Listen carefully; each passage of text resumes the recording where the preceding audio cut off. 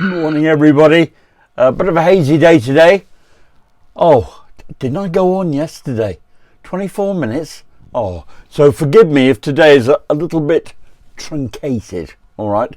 I've got a few items, we'll see how long it goes and then we'll cut it dead. Alright, I'm going to start the clock now before I forget. Right, first item today, number one, blank jigsaws. So Josie, my girl who does the beautiful embroidery, and she also makes jigsaws of her embroideries, pictures of it. Okay, but she showed a picture on her Facebook account that she had some blank, stating that she got the blank jigsaws and she was waiting to print them. And I said, so I sent her a message back. 500-piece jigsaws, Josie. Blank jigsaws. Just a bit too hard for me. Well, blow me down. There are 500 and 1,000-piece blank jigsaws for sale on Amazon. And some of the comments, I'll just read you some of the hints. They say it's a stress-free item. A stress-free item? It must be crackers. It drive you up the wall. Blank. Here we are. Blank jigsaws. Jigsaws. You'd think I'm not kidding. From a little called Tin Youth they come from. And 1,000 pieces. Oh, 20 quid. I mean, or would you be? It's an Amazon choice. Yeah, I mean, and what I do like is they offer a service for replacing missing pieces. Well, you can have a hell of a job. I'll pop up some photographs of it. I mean, it's a blank jigsaw. What more do you want? But thank you, Josie, for pointing that out. If I'm tempted, I shall get one of your beautiful coloured ones of Aberystwyth or something like that. Blank jigsaws. Secondly, we've got Jerry Anderson, the results of yesterday. Oh, for the golden oldies of you all, and I'm going to run that separately so that I can make some comments and ask some more questions. Okay. Well, the first one is Space 1999, not to be confused with UFO. So it's Space 1999. And what was next? With beauty and grace, as swift as can be, watch it flying through the air. It travels in space or under the sea, and it can journey anywhere. Supercar, supercar. It travels on land or roams the skies, through the heavens' stormy rage. It's Mercury man, and everyone cries, it's the marvel of the age. Supercar, supercar, supercar. Then we had Fireball XL5 with my favourite robot, Robert the Robot. Robert the Robot. Oh, what a character. Fireball XL5. What was next? Oh, Stingray. And what was the beautiful mermaid called? Aquama. Oh, you better tell me what the answer to that one is. Oh, they were so brave, those boys. Anything can happen in the next 24 hours. Captain Scarlet and the Mysterons, and all the characters had their colours. Captain Scarlet, Colonel Blue, da-da-da-da. Thunderbirds are go. What was the family name? They lived on the island. What's the family name? And finally, the one that might have tricked you, one of his early ones, Four Feather Falls. I hope you enjoyed that. I nearly forgot Joe 90. You can't forget Joe 90. How did you get on? Did you get a few right? Oh, I do love it. Just and the guy I really like is the guy from Supercars, Dr. Beaker. Dr. Beaker, Dr. Beaker. I don't know. Right. Constable's confession today. Me. I want to take you back to April the 8th, 1990. It's a Sunday, which I thought would be nice. We're seeing it is a Sunday. Yes, Sunday today. So it's April the 8th, 1990. So we're talking 30 years ago. I think I'm forgiven for this. It's the FA Cup semi-final replay between Manchester United and Oldham, and it's been held at Main Road. And it has happened because United and Oldham have drawn 3-3 in the first game. Excuse me. And so they met at Main Road on a Sunday afternoon. Well, could I get a ticket? Could I? Could I get to work at the game? Could I? No. So I arrived at the ground in my in uniform. Oh, forgive me. Hat on, arrived at the gate. And of course you get one. And inside I had a bag. Inside my coat I had my civvy coat on underneath my police coat. So I just put that on top, put my helmet in a bag, and just made my way up onto up into the seats. Oh my God! I get to stand behind the football commentators who are doing the game, and they've got the monitors in front, and I get to watch all the replays as well. It was probably the best view of a game I've ever had. Forgive me, all right? Forgive me, I have sinned, and I shouldn't have done it, and I confess. And it was 30 years ago, so hopefully I'm forgiven. Of course, United went on to win the FA Cup, and they never looked back. Who scored the goal in the replay at Wembley? Huh? Who scored the goal in the replay at Wembley? There's a quickie for you.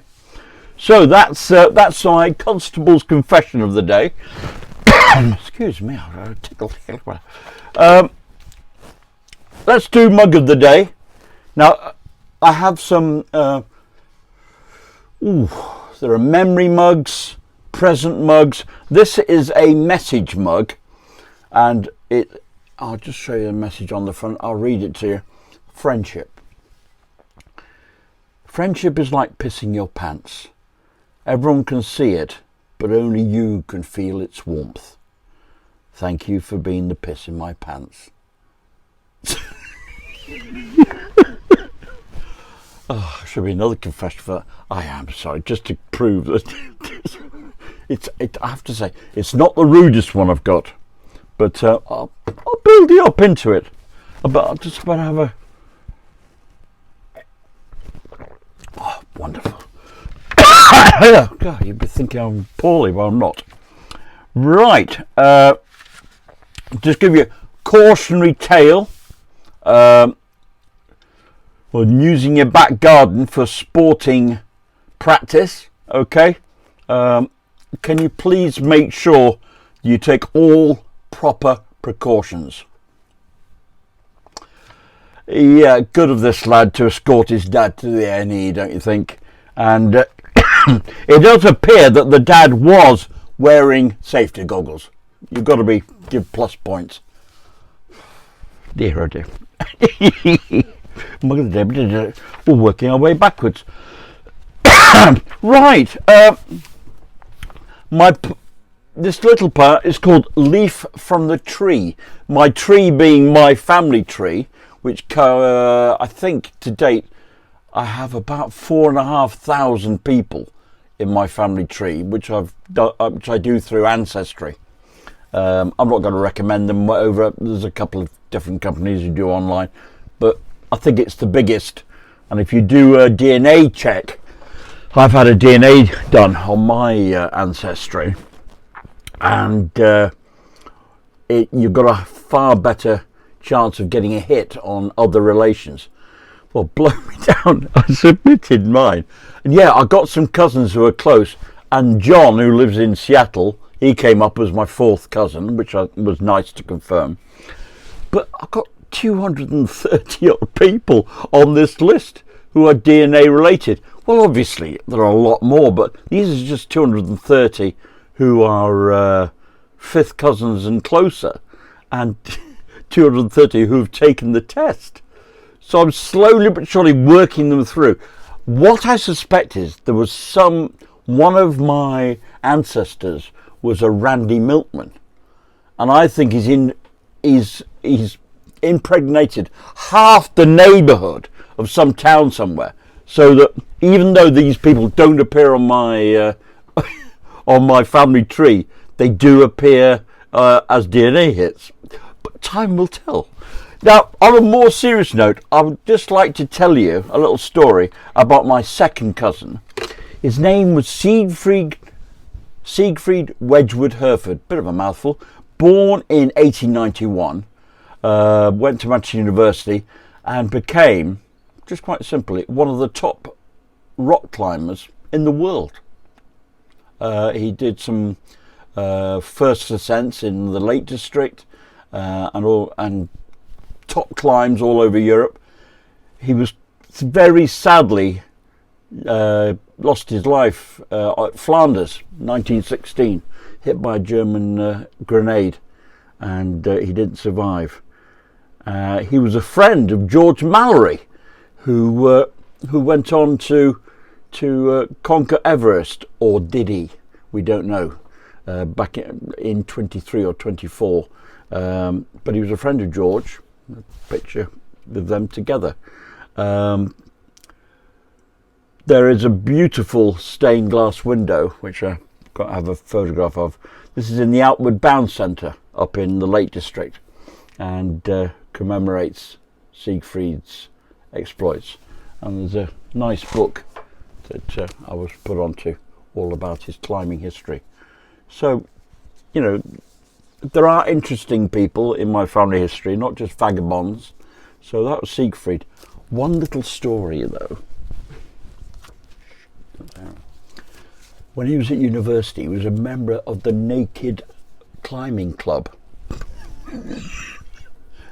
A group of them used to go up into the hills, strip off and go rock climbing, start naked. Well, whatever floats your boat, as they say. I hope it's on a sunny day, that's all right. Okay, so that's Siegfried Hereford. That's my leaf from the tree for today. All right. Right, what else we got? Let's have a look. Oh, something that propped up. 39 steps. Suddenly occurred to me that there was a connection between the first 39 steps in 1935 and Dad's Army. Now, do you know what the connection is? Now, I was going to ask it as a question, but I'll tell you it anyway. The connection is John Laurie, who played Fraser, the funeral director. Now, the incredible thing is, if you look at his photograph in 1935, he plays a crofter.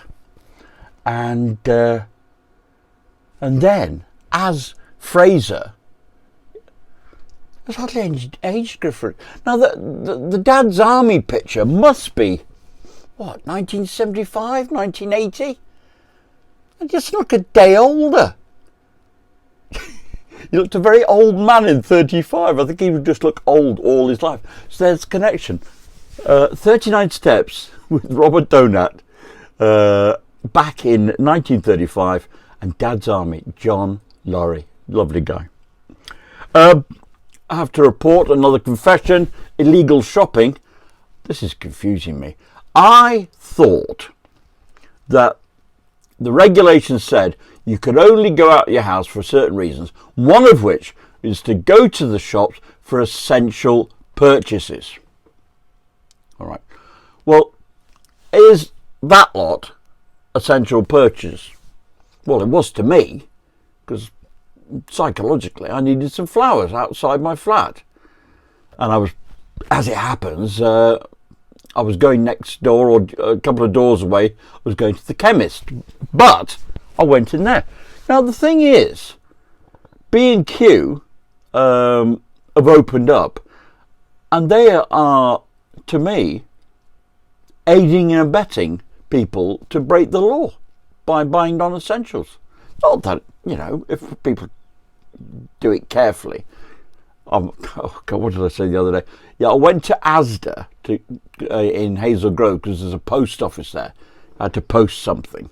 And then I came out and there was a monstrous queue to go in the shop, so I didn't bother. But I went to B&Q and there was no queue. Boom, boom. Oh, made me laugh at the time anyway. Right, so that's my illegal shopping. During these lock-up times, there are some very sad tales. So we have a picture of mother and daughter here. This is the conversation. Makes me sad, this one. Mummy, am I adopted?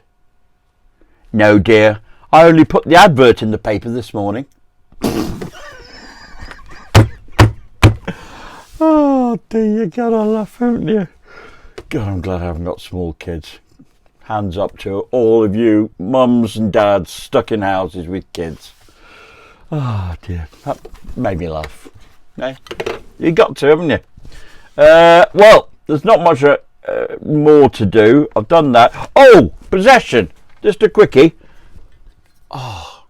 This strange object is an off-Rex nipper. I've had this since 1986 when I was in a crime squad at Stockport. And I acquired it, but I have to say, so what's that? 35 years I've had that, and it's been the best stapler. It opens up like that and it clicks like that, and it's just so nice. And you just it's just so easy. You hold it in your hand, and it's just the simplest but beautifully engineered. Well, it must be. It was 35 years old. Doesn't look a day over it. Oh, whatever. Nice British patent on that. But that's an off-Rex nipper. It said on the side, CID admin. So if you're in the police, always mark stuff, but mark it properly so people can read it. Otherwise, people walk off with it. Again, bit of forgiveness required. But where could I have got one of those? Oh, it's just absolutely beautiful. And that's an off-Rex nipper. All right, don't think you can buy them today. Mug of the day, bank holiday, back in the day, cautionary tale. I think we're nearly there. Hang on a sec, let me just turn over. I've done that. Oh my God, we've gone through it like a dose of salts.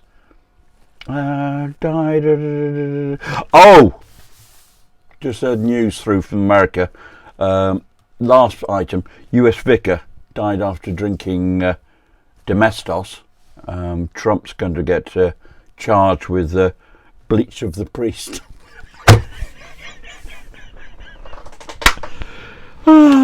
Joking apart, don't do that at home. Don't do anything silly with your under your sink. Why do we store everything that's dangerous under your sink? No, I can't work that out. Yeah, I've got my shotgun in there, my crossbow, all sorts, all under the sink. If it's dangerous, goes in there. Yeah, bleach of the priest. Now, on that very serious note, I'm going to wish you a good, relaxing Sunday. Hope it goes well. Hope the weather stays nice for us. Be kind to each other. Be kind to yourself. Use that time usefully. And we'll see yous tomorrow. That's all, folks. Bye-bye.